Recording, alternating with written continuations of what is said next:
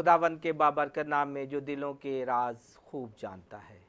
देखती आंखों सुनते कानों आपको पास्टर एडिसन का सलाम पहुँचे। आज मेरे साथ नेहा बेटी मौजूद हैं और उनकी ज़िंदगी का सफ़र बहुत ही खूबसूरत है।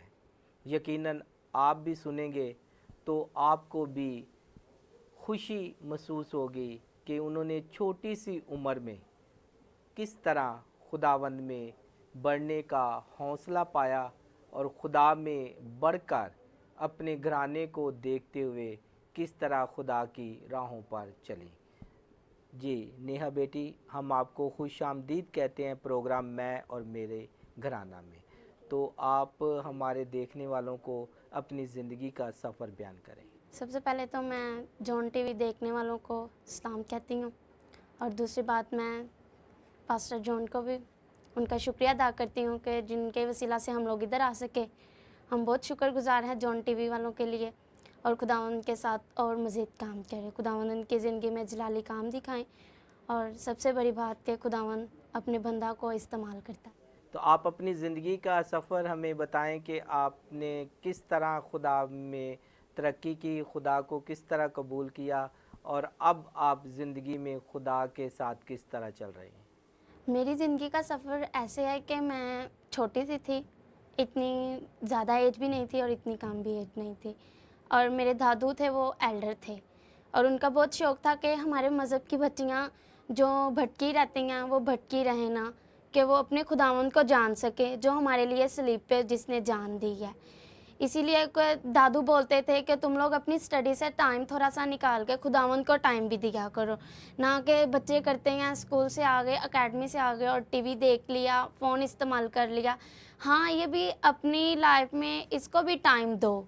आपके लिए फ़ोन टीवी अहमियत है तो इसको भी टाइम दो, पर खुदावंद को भी टाइम देना चाहिए जिसने हमें ज़िंदगी बख्शी है।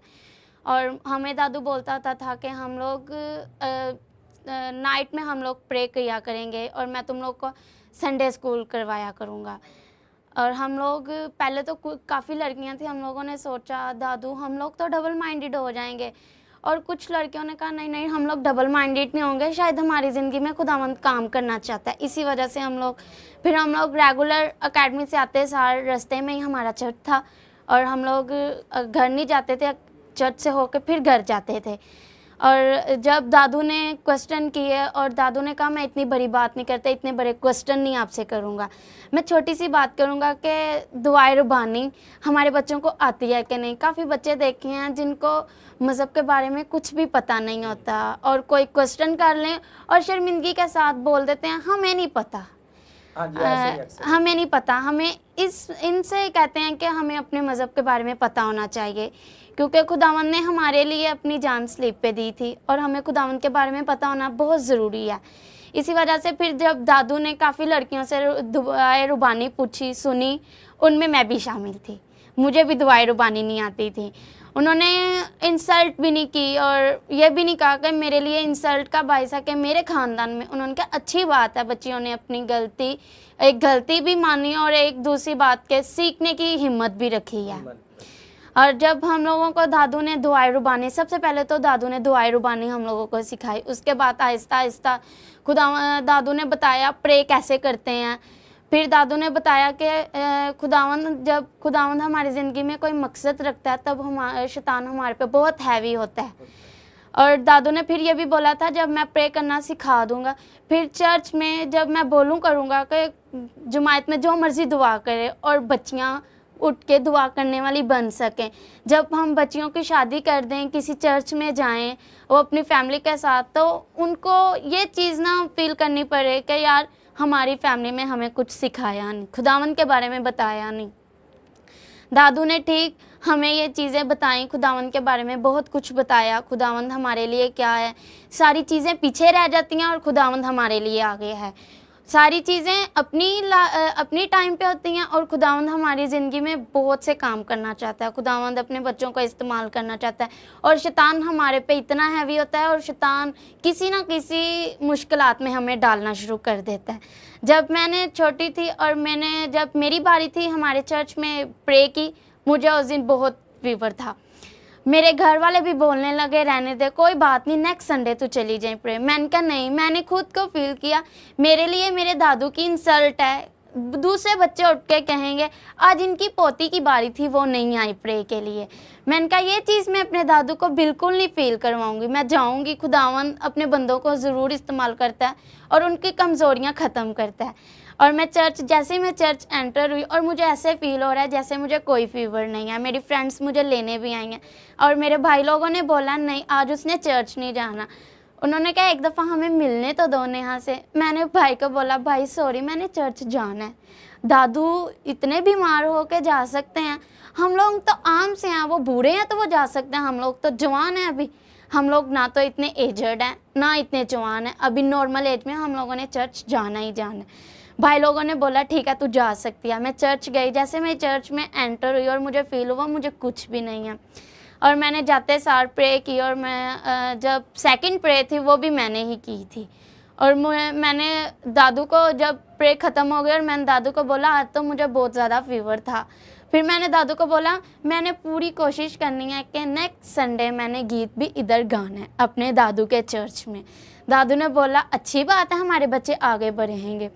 जब मैंने गीत गाया और मेरे दादू बहुत खुश हुए थे। और दादू जब बहुत खुश हुआ और हमें ऐसे लगता था दादू खुश हुए हैं। दादू ने बोला मैं खुदावन का बहुत शुक्रगुजार हूँ कि खुदावन ने मेरी बच्चियों को इस्तेमाल किया है।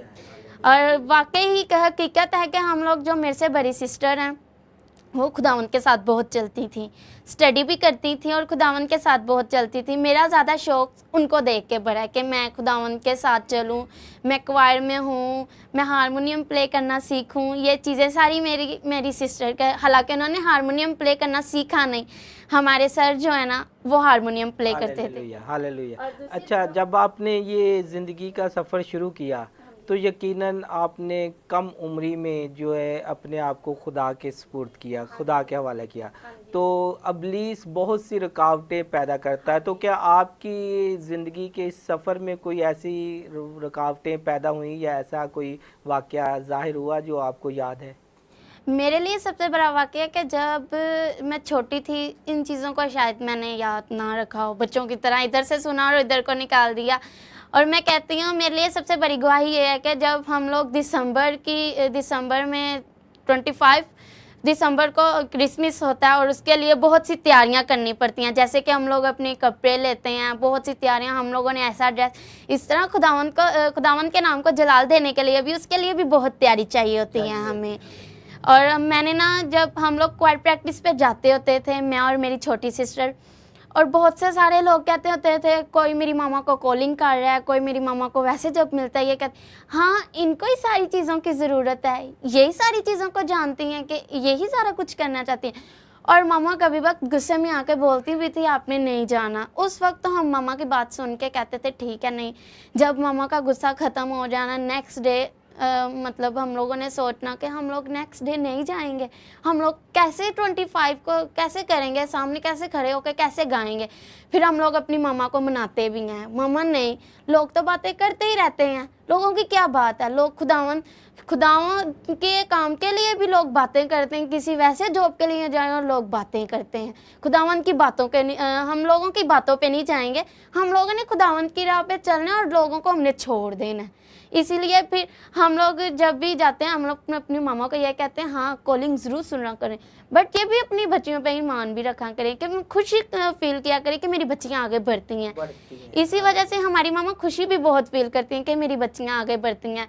और जो भी कोई मेरे दादू को मिलता था वो कहता था हाँ हमें बड़ी खुशी होती है कि शौकत की बेटियां आगे बढ़ती हैं। Hallelujah, hallelujah. नेहा बेटी, आपकी गवाही, आपकी गुफ्तगू बहुत ही खूबसूरत है। तो इस हवाला से आप हमारे देखने वाले नौजवानों के लिए पैगाम देना चाहेंगे? जी, मैं नौजवानों को ये कहना चाहती हूँ कि हाँ आपके जो दूसरे मकसद हैं आप उनको भी पूरा करें, पर खुदावंद का टाइम खुदावंद को दो। जो खुदावंद है वो खुदावंद ही है, कोई और नहीं है। जितना मर्जी हमारे अक्सर लोग ऐसे करते हैं जब उन पे बहुत सी मुश्किलात आती हैं तब खुदा को याद करते हैं, और खुदावंद फिर भी अपने बंदा को कभी भी हकीर नहीं छोड़ता, उनकी हेल्प करते हैं खुदावन।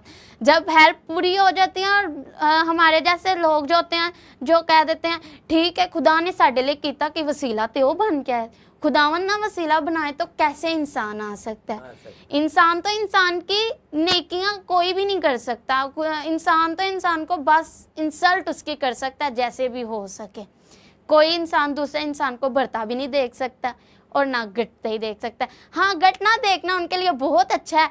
हाँ यार, जब इंसान कोई काम नहीं करता उसके लिए भी बहुत सी बातें करते हैं, और जब इंसान काम कर भी रहा होता है उसके लिए भी बहुत सी बातें करते हैं। मैं यही नौजवानों को कहना चाहती हूँ कि आप अपना टाइम, अपनी ज़िंदगी में से टाइम, कुछ टाइम खुदावंत को दें और खुदावंत के साथ सिंसियर होकर देखें कि खुदावंत बहुत बड़ी हस्ती है। खुदावंत को जैसे जैसे आप टाइम देंगे खुदावंत आपकी सारी मुश्किलात दूर करेगा। हालेलुया। नाजरीन, आपने नेहा बेटी की गुफ्तगू सुनी। उनका पैगाम यही है कि आप अपने काम में बढ़ते जाएं, क्योंकि खुदावंद आपको जब इस्तेमाल करता है तो आप दुनिया की परवाह ना करें, लोगों की परवाह ना करें, अपनी मंजिल की तरफ बढ़ते जाएं। जैसे कि नेहा बेटी ने बहुत सी मुश्किलों का सामना करते हुए, उन्हें अबूर करते हुए खुदावंद के काम में आगे बढ़ी और आज वो चर्च में एज ए लीडर काम करती हैं और बढ़ चढ़ कर हर काम में हिस्सा लेती हैं। आपकी गवाही की तकवीत के लिए आज क्या नेहा बेटी का ये ज़िंदगी का सफ़र बहुत ही खूबसूरत था। आप भी इससे सबक लें और अपनी ज़िंदगी को खुदावंद के लिए मखसूस कर दें। बहुत जल्द एक नई गवाही के साथ, नई ज़िंदगी के सफ़र के साथ पास्टर एडिसन आपकी खिदमत में हाज़िर होंगे।